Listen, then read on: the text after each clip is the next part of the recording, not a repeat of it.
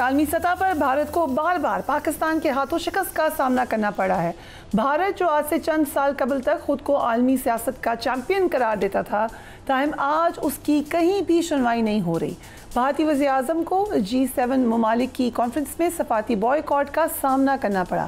آج شنگھائی تعاون تنظیم میں ہم نے دیکھا کہ وزرائے دفاع کی کانفرنس ہوئی، اس میں بھی آپ کو یہی ریفلیکشن نظر آیا۔ بھارتی وفد کانفرنس کے ایک ایک ملک کی منتیں کرتا رہا، تاہم کسی نے پہلگام واقعے کو پاکستان سے جوڑنے کی جو کوشش تھی بھارت کی، ایک جھوٹا پروپیگنڈا تھا، اس کو کامیاب نہیں ہونے دیا۔ کانفرنس کے مشترکہ اعلامیے میں پہلگام کی بجائے بلوچستان میں دہشت گردی کی مذمت کا ذکر دیکھ کر بھارتی وفد بھوکلا گیا اور بھارتی وزیر دفاع نے اعلامیہ پر دستخط کرنے سے ہی انکار کر دیا۔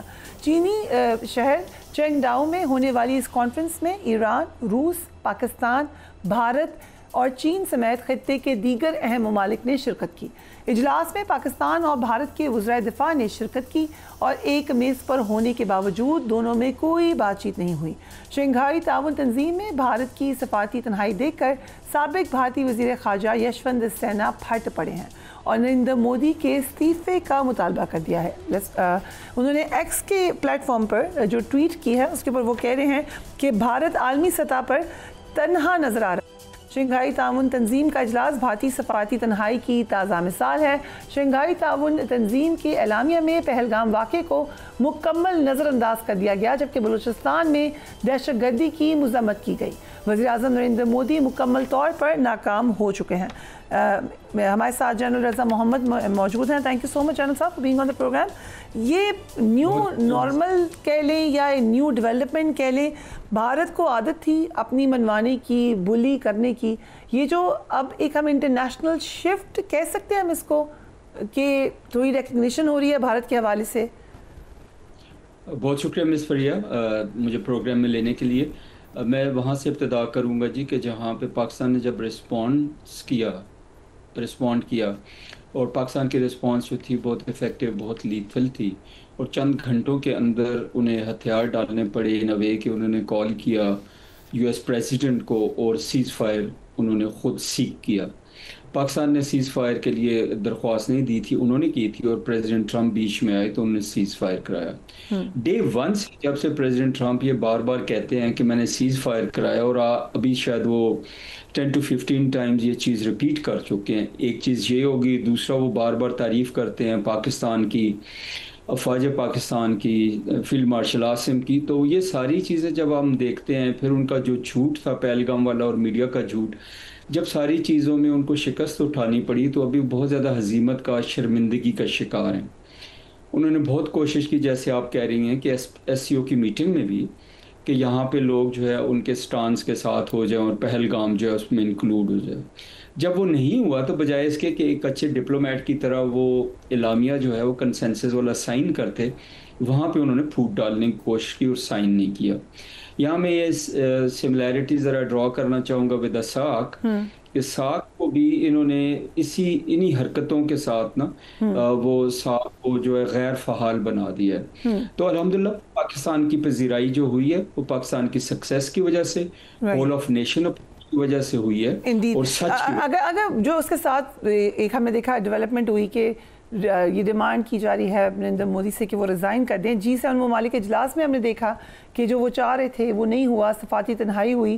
شنگھائی تعاون تنظیم میں بھی یہی ہمیں نظر آ رہا ہے۔ سو ایک سیریز آف ایونٹس تو ہو رہے ہیں، کیا یہ پریشر پڑ سکتا ہے نریندر مودی پر کہ وہ ریزائن کریں؟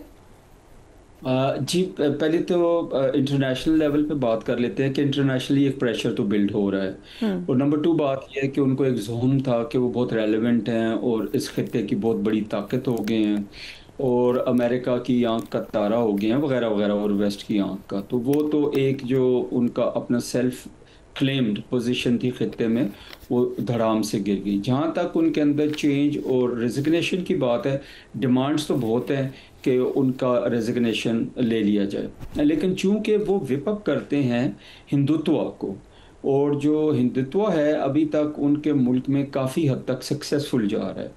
جو کانگریس پارٹی ہے، جو کمپیریٹیولی بیلنسڈ پارٹی ہے، وہ ہندوتوا جو ہے اس کو یوز نہیں کرتی، یا جو مذہبی جذبات ہیں ان کو استعمال نہیں کرتی الیکشن ایئرنگ کے لیے۔ تو اس لحاظ سے جو مجھے لگتا ہے نمبر ون کہ ابھی تک میں نہیں فورسی کرتا ہوں کہ مودی جو ہے وہ اتنا ایک اچھا ڈیموکریٹک بیہیویئر دکھائیں گے اور وہ ریزائن کریں گے، نمبر ون۔ نمبر ٹو، الیکشنئرنگ میں بھی وہ پھر کوئی نہ کوئی ایسے کام کرتے رہیں گے کہ کسی حد تک وہ اتنی ووٹیں حاصل کر لیں، کوئی کوئلیشن گورنمنٹ بنا لیں، لیکن فار دی ٹائم ان کا ریزگنیشن نہیں دیکھتا مجھے۔ رائٹ، ایک اور ڈیولپمنٹ یہ کہ ایران اور اسرائیل کے مابین جنگ بندی کے بعد امریکہ نے ابراہیم معاہدے کی توسیع دینے کی کوششیں شروع کر دی ہیں۔